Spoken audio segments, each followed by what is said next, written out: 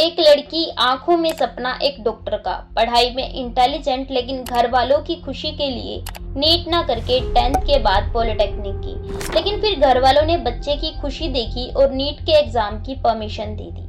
NEET clear हुआ और Nadia medical college में ग्रेजुएशन कंप्लीट हुई। पोस्ट ग्रेजुएशन के लिए एक हाईटेक प्लेस कोलकाता में आरजी कार कॉलेज में चेस्ट मेडिसिन के तौर पर पढ़ाई जारी की। इतनी खुशी घर वालों को कि बेटी अब डॉक्टर बन जाएगी। घर के बाहर नेम प्लेट पर नेम लिखवा दिया। 8 अगस्त 2024 रात के 11 बजे के पास मां का फोन आता है। बेटी के पास हालचाल लिया गया। मां को तसल्ली हो गई कि बेटी ठीक है।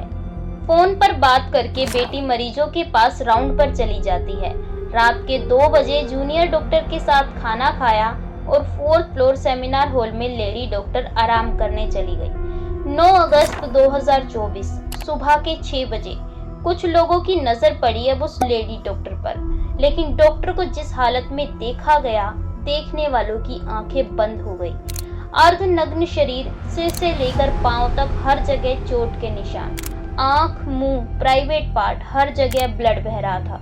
गर्दन की हड्डी टूटी हुई थी। ऐसा लग रहा था मानो किसी दरिंदे ने बुरी तरह से नोचा हो। अब घर वालों को सूचना दी जाती है कि आपकी बेटी बीमार है, लेकिन बार बार पूछने पर उन्हें ये बताया गया कि तुम्हारी बेटी ने अपना जीवन समाप्त कर लिया है।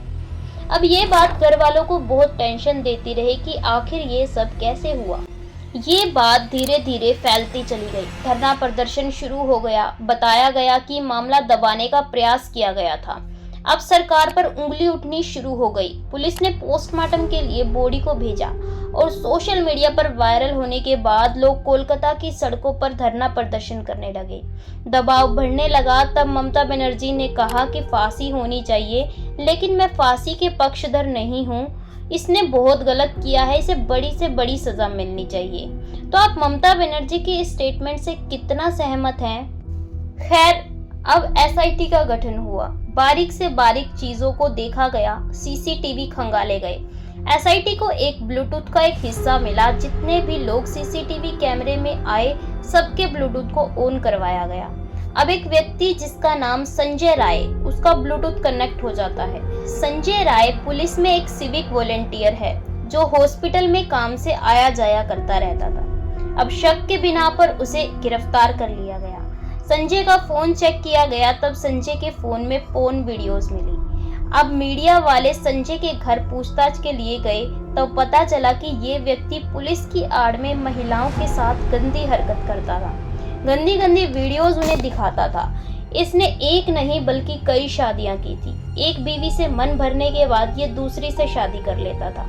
8 अगस्त 2024 की रात को हॉस्पिटल में जाता है नशे की हालत में और लेडी डॉक्टर के शरीर को नोचना शुरू करता है।